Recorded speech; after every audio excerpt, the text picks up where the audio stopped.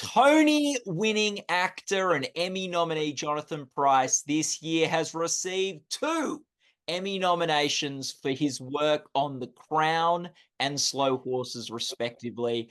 I am Matt Noble of Gold Derby, and I want to start off by asking you, Jonathan, in your final scene of The Crown, you say the party's over. What was important for you approaching that final scene? Well, it's a scene I'm glad we had, and I'm glad it was written the way it was written. Because the Queen, by the time we recorded that, the Queen had died, and it was, I don't know, it was a wonderfully fitting end to both a series and also a depiction of the Queen and Prince Philip. I find it very touching, very honest.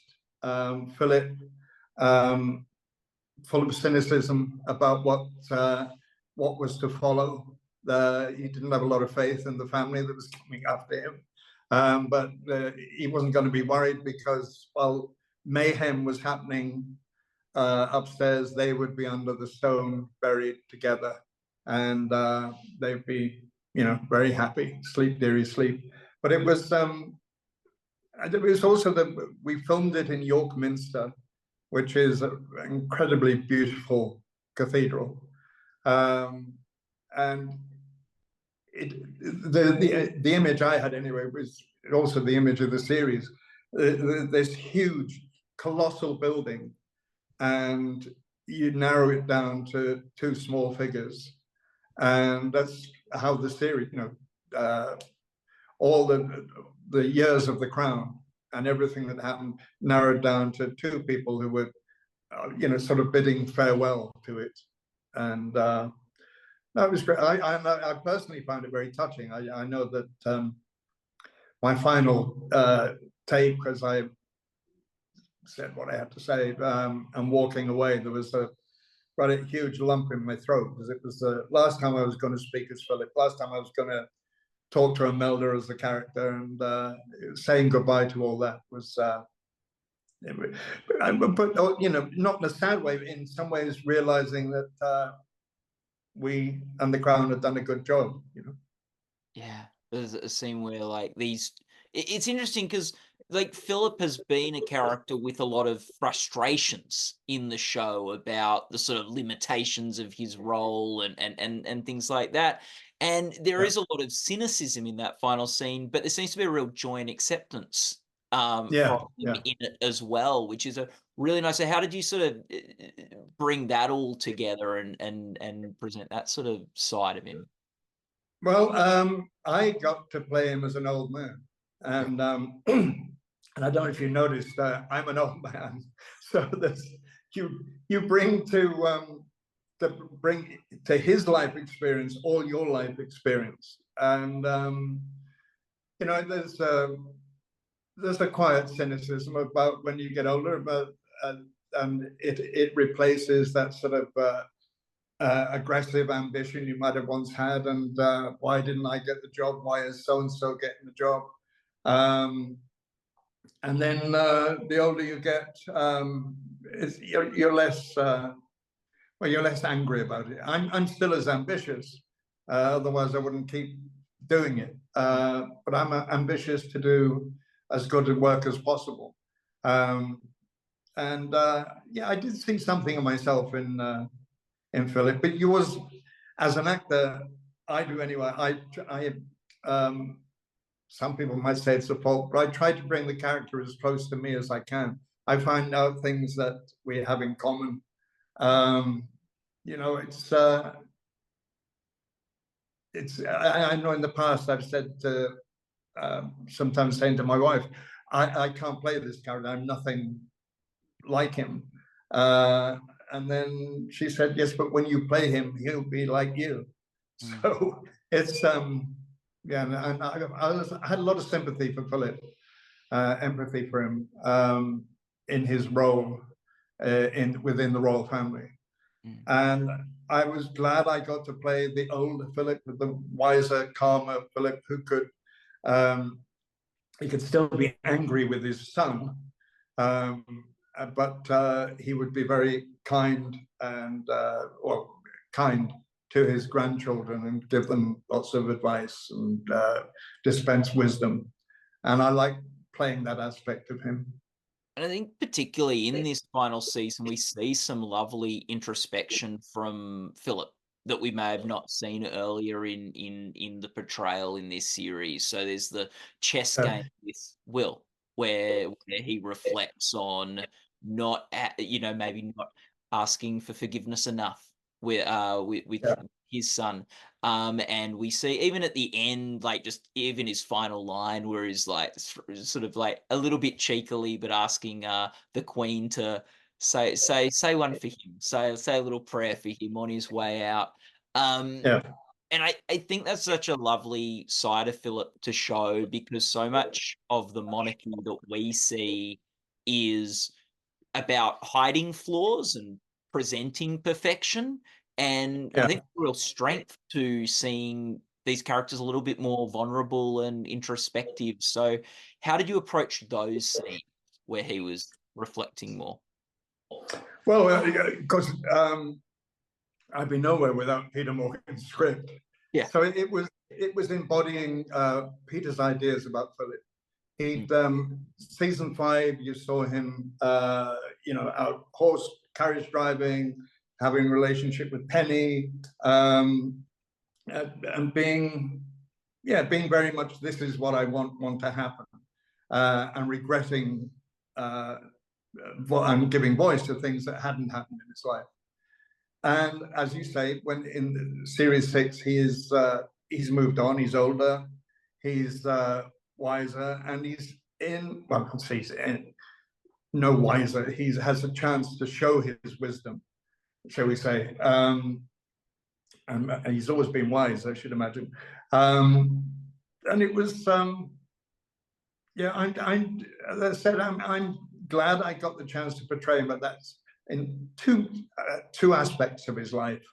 So that he was more sanguine, and he was, it's interesting that the father-son relationship, that he was still able to be angry and disappointed with Charles, but at the same time dispensing kindness and wisdom to William, and bringing the two of them together. Don't keep blaming your father. It's not all his fault.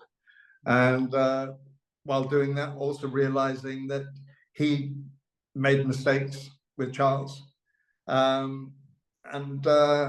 This, with William, it was a chance to put things right.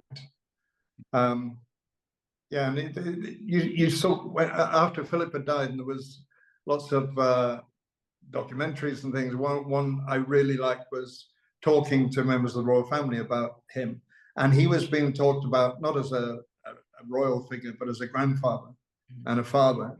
And I'm glad that we were able to show that as much as we could in the final series. Yeah. What Jonathan's going to stay with you from your time on this show and this performance? Say again, sorry? What's going to stay with you from this performance and from this role? It's interesting. So I'm not a royalist, never have been. Probably still am not. But what I gained was a greater understanding of those people who had those roles thrust upon them.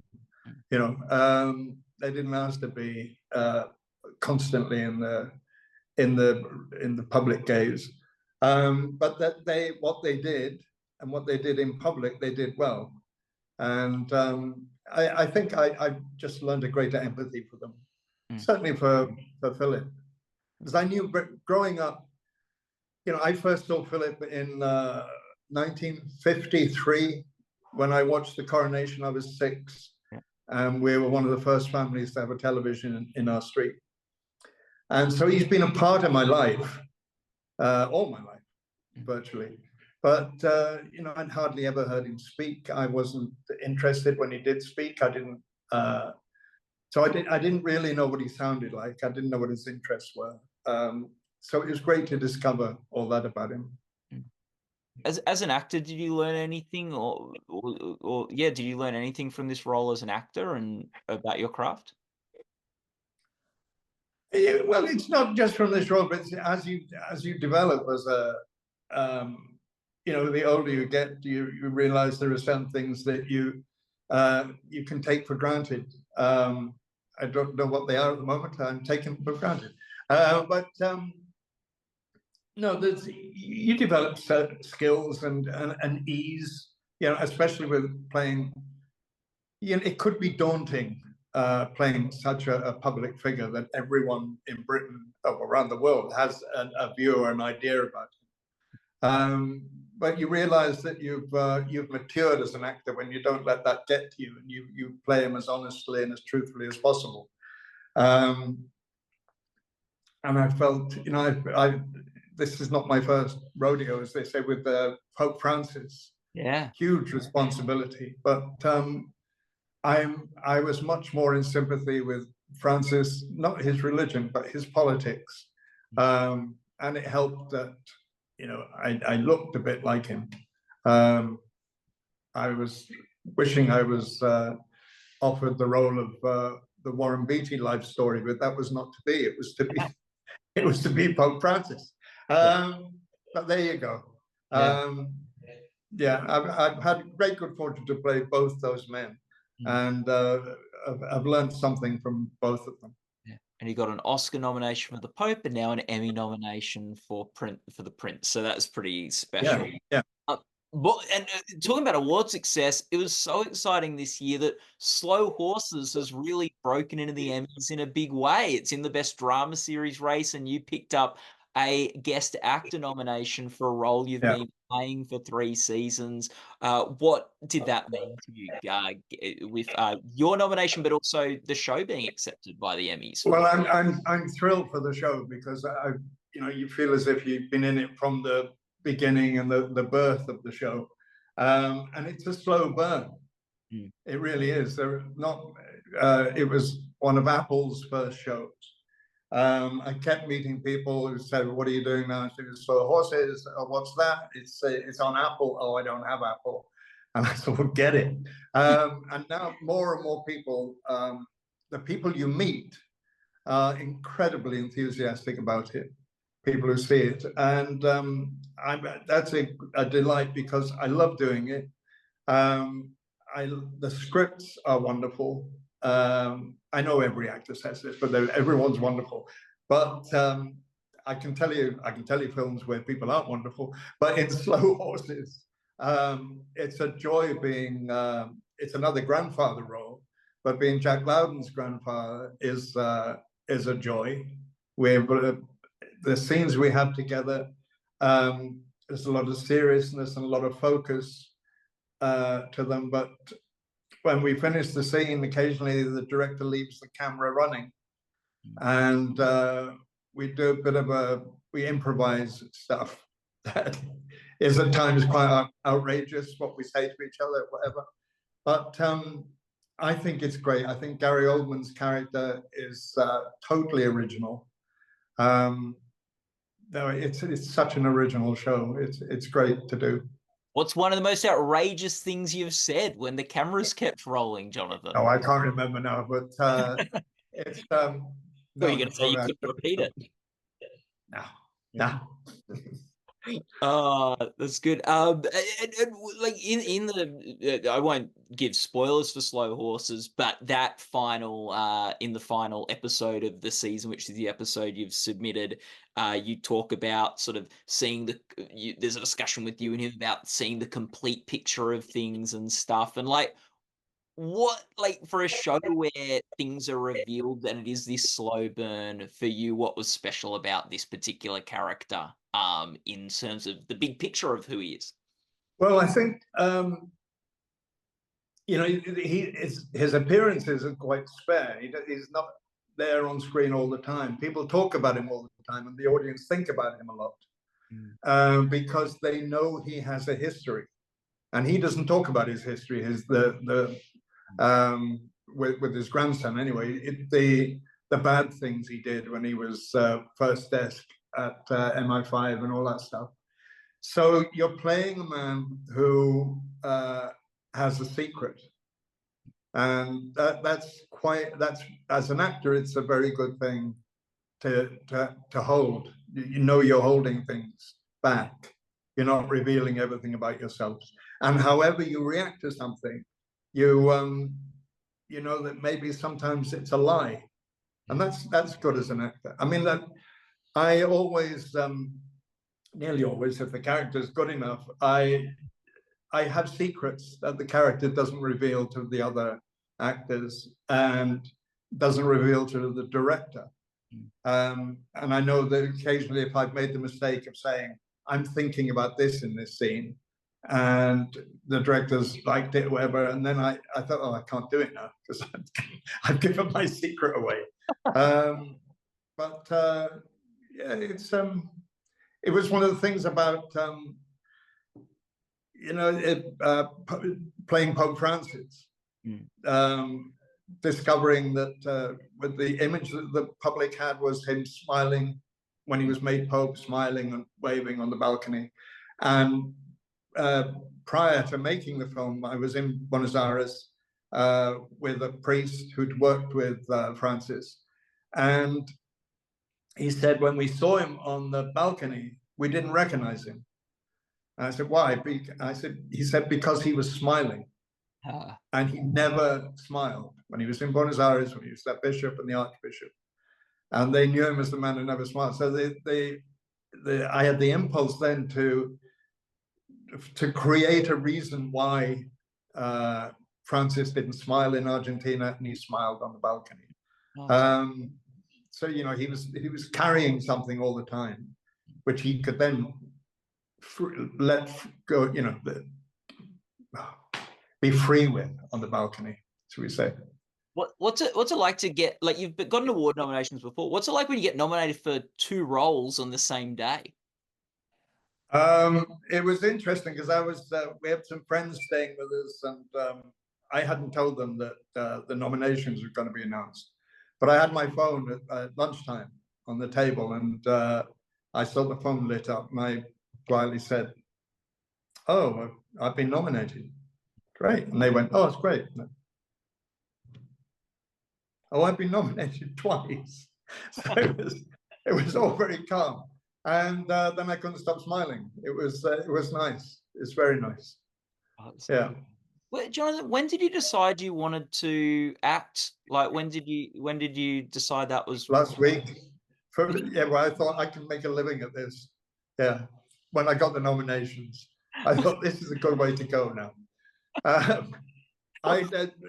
I never intended to be an actor. I went to art school and I trained to teach art. And while I was at the teacher training college, you did a subsidiary course. And all I was interested in was painting and drawing. And somebody said, well, the course to do that requires the least amount of work is the drama course. So I said, that sounds like me. So I signed up for that. Somebody saw me act and said, he was a tutor at another college and he'd been an actor. And he said, have you ever thought of being an actor? I said, no. And he said, well, I think you should. And I think you should go to RADA. So that was in 1969. And he coached me through 2 audition speeches, and I was accepted at RADA and accepted at Bristol. And RADA won because they waived my fees because I couldn't get another grant at the time, so I'd had it for art. So I got a scholarship there and began to learn about theatre and about acting, because I'd hardly ever even been to the theatre. And you know, in some ways, it's played, for my personality, for me, it's played in my favor that I wasn't fulfilling any dream. It was something I went, oh, I'm quite enjoying this. Yeah. And was fortunate enough that the first job I did was at Liverpool Everyman Theatre, where I stayed for 2 years, which was a left-wing, politically motivated theatre. It gave me a point of view to what theatre could be about, theatre of change. Yeah. Okay, two quick questions, Jonathan. Firstly, like, if you could go back to yourself at that Liverpool theatre today, what would you say to yourself now that you've got so many decades of acting under your belt and all these performances? Oh God, keep trying to find good work, good directors. Yeah, I had such a fortunate start. I was with a great director, Alan Dosser. So I look back and I think, yeah, I made the right decision then. Yeah. You know. Oh, that's so good. And just finally to finish off, Jonathan, could you tell us one thing to do with the used Cadillac? One thing to do with the used Cadillac. Yeah. Oh, just fuck it. I love it. That's great. For people watching this, when you won your Tony for Miss Saigon, you Yeah. joked about releasing a book, 100 Things to Do with the used Cadillac. So I thought I should ask you for one of them. Well, that was it. I love it, Jonathan. All the best of luck with your 2 Emmy Award nominations coming up. People who love the Emmy Awards like we do can go to goldderby.com to follow the race. And Jonathan, just thank you so much for your time. It's been such great, so great to chat. Oh, thank you. Thanks. It's been nice. Thank you.